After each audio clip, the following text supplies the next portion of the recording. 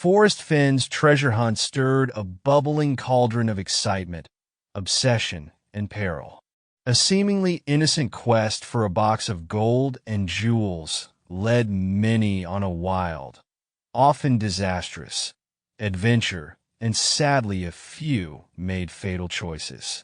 Fenn's literary touches, anecdotes from his past, and the symbolism embedded in his works painted a multifaceted character study not only of himself, but also of those drawn into the chase.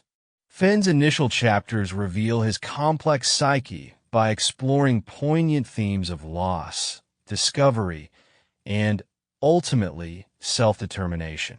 It's essential to dissect these layers to understand the intricate tapestry of Fenn's character and its ripple effects on his treasure seekers. My name is Bill Gorman. I am among several who claim they solved the hunt and feel I have the best evidence.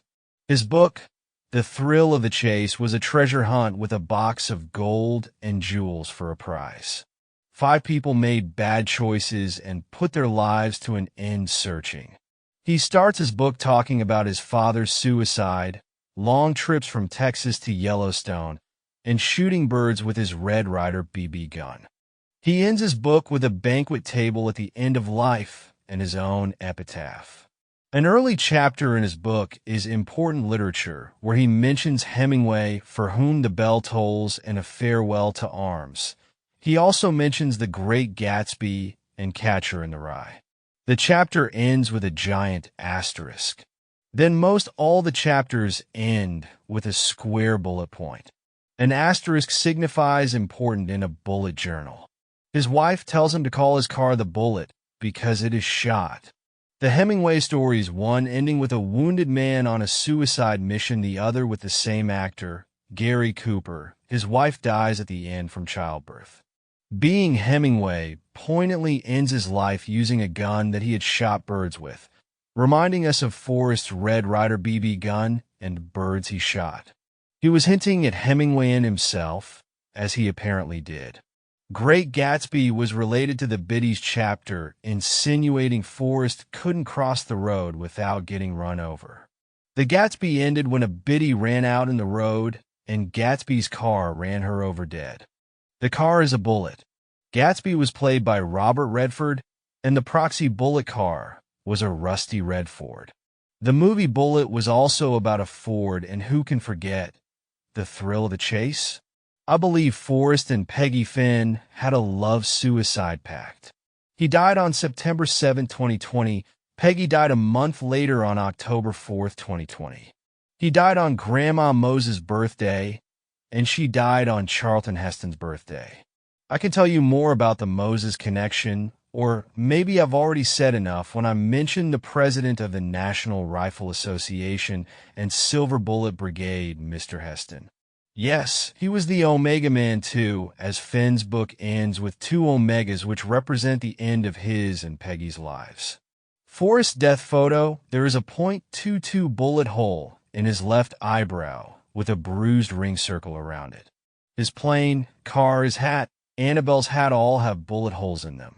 Forrest also included Heston's NRA, From My Cold Dead Hands, Speech and Listen All, and Hear Me Good. Funny that Heston says, especially you, Mr. Gore. Well, my name is Gorman, and I have the same birthday as Al Gore. I got a lot more to this, but there is a guy on YouTube named David Woodard accusing Fenn's daughter and grandson of murder to authorities. I say Forrest shot himself, just like he planned, as his story Flying Over Philadelphia. He put his thumb an inch over his left eye and blocked out the whole city. He was an Air Force pilot, and their trigger finger is the thumb, as it would be with a pistol pointed at one's own head. He died alone, just as his poem said. He went alone as he wished. He didn't want anybody to see him die, as he wrote in Rumblings and Ramblings 1. The Catcher in the Rye is a Moses figure on a cliff edge representing J.D. Salinger standing on a crazy cliff.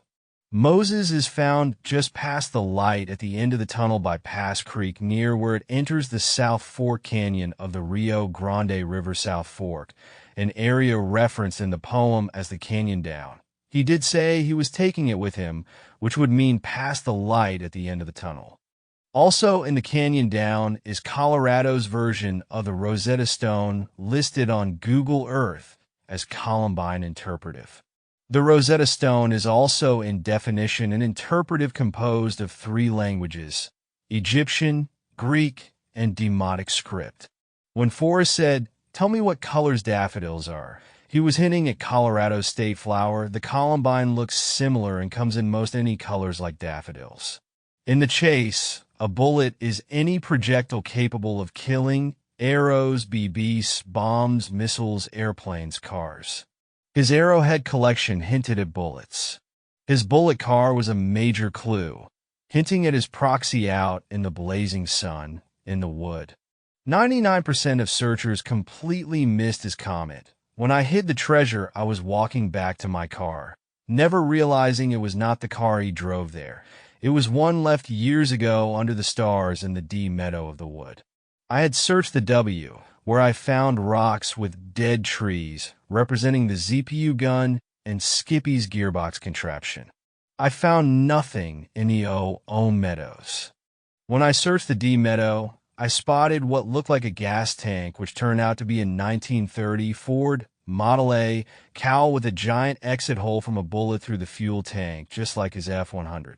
In Rumblings and Ramblings 1, the car was described as an old car with no body, and he was sitting on the axle holding onto the frame.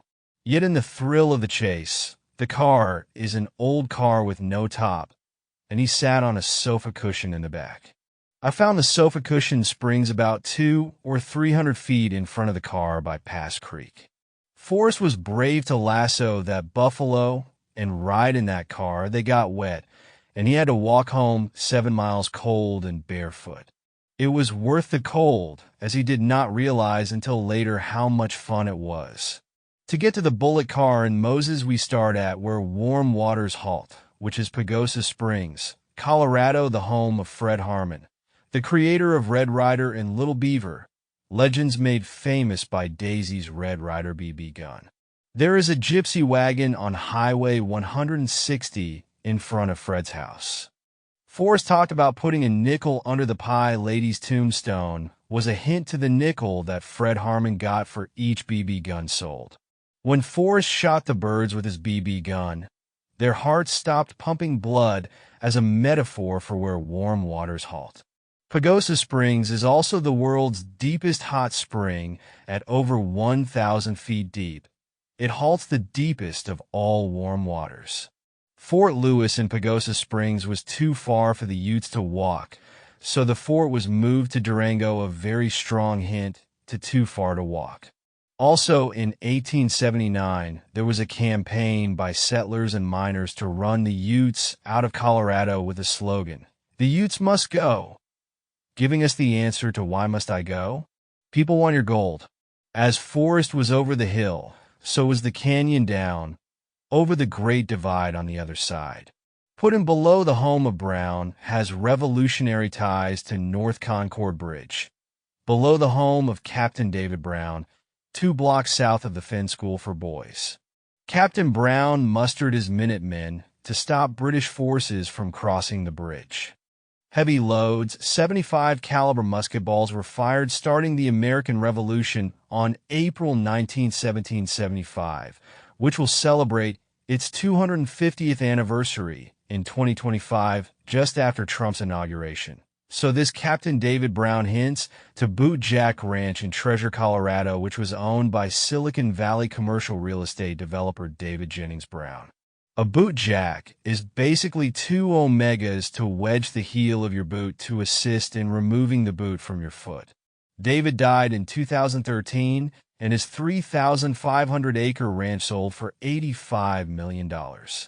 The Revolutionary Brown is hinted at in Once Upon a While's chapter called The Price of Freedom. The bronze wolf in the chapter also gives an answer to Douglas Preston's comment in the foreword. The final clue is where they find his car at the Denver Museum of Nature and Science. Forrest parks in the handicapped parking outside the executive offices where there are bronze wolves chasing a rabbit and a sign reading, "Caution, wolf sculptures may be hot." This brings us back to teachers with ropes, do not touch sign, and having the children touch an indoor bronze to test its temperature. The wolves at the museum are on the north side of the building and in summer get direct sunlight. You don't want your children in shorts sitting on hot bronze, that's for sure. Also, the Model A cowl was in the middle of the meadow in direct summer sunlight or under a canopy of stars, not trees. His dust jacket red, but it takes metal enough to strike the trail. The metal is hot. A car with no body. It's just a cowl with a bullet hole through the gas tank. The wolves relate to No Place for the Meek, which is Wolf Creek Pass made famous in a trucker song by C.W. McCall. It is also the subject of Fred Harmon's book, Red Rider, Secret of Wolf Canyon. Put in below the home of Brown is where you begin to put in our imagination's effort. Rock figures, and there's a hint of riches with Treasure Mountain and Treasure Falls and Treasure, Colorado. So your effort starts here, but remember we still have to go up a creek. Without a paddle, Wolf Creek climbs about 4,000 feet in 10 miles, so you'll be driving. At the top is Wolf Creek Ski Area with quad chairs that carry heavy loads of people. Also near the top is Alberta Park Reservoir with its surface at 10,200 feet. You wanted Canada on the map because of Alberta, which is a German title for noble and bright, bright being ablaze. Alberta Park Reservoir empties into a creek that junctions with Pass Creek about 2 miles downstream at a place called Tucker Ponds, which should ring a bell, as this is tired and weeks meaning tuckered. Near the creek's junction is a pair of round rocks with 2 dead logs laying over them above Pass Creek's Forrest Road 390 crossing, representing the ZPU guns on the hillside that shot him down.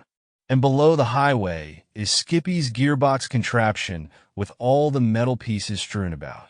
If we look from above on Google Earth with west rotated to the top of the screen, the meadows spell the word W-O-O-D along Pass Creek on the west side of the campground. The ZPU and gearbox are in the uppercase W.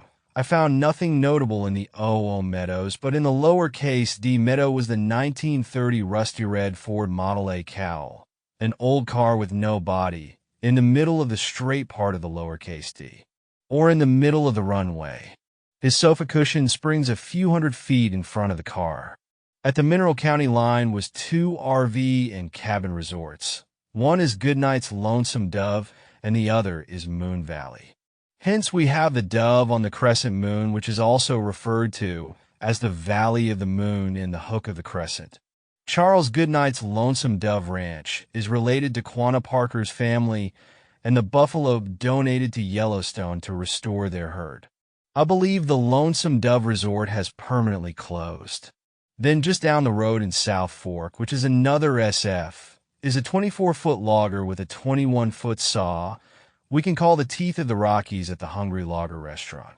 Inside the lobby is a life-size wooden logger holding a double-bladed axe, just as the logger at the end of the thrill of the chase.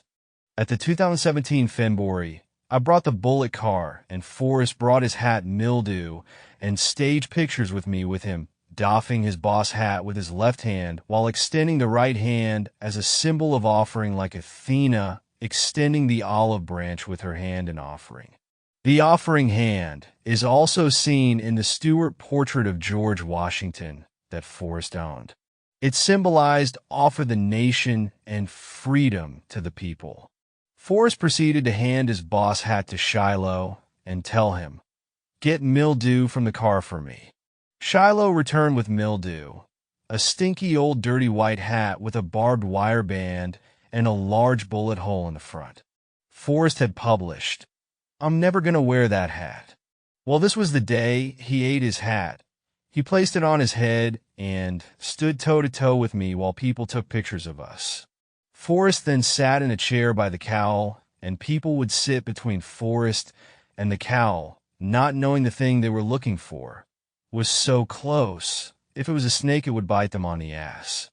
Then 4 months later, in early November of 2017, the Book of Answers, the all-important literature, was released.